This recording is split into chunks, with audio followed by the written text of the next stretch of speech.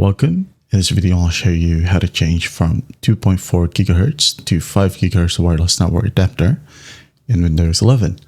If you find this video helpful, please leave a like and subscribe to the channel for more such tutorials. Now, first up, go ahead and find your start menu right here. Right click on it, and then just click on Device Manager.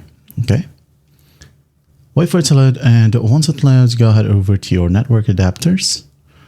Right here, just click on the drop down and find your network adapter. Okay, so I have here the Realtek ones, or the Realtek RL8 wireless LAN, which is set to 802.11. Okay, so what you're going to do is just double click on it. Go ahead over to advanced and just find your wireless mode section.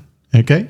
And here you can go ahead and click onto the drop down, and you should be able to see 5 GHz if your device or if your hardware is 5 GHz capable.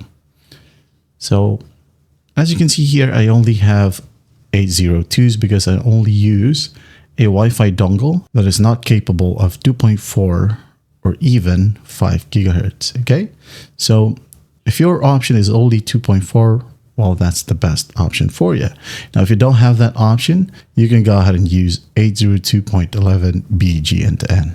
Just go ahead and click on OK, and you're good to go. You may be able to see a dual band 802.11 as well. Well, you got to use that option too.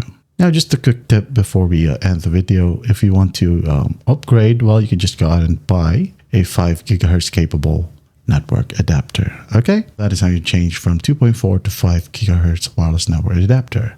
I hope this video helps, and I'll see you in the next one.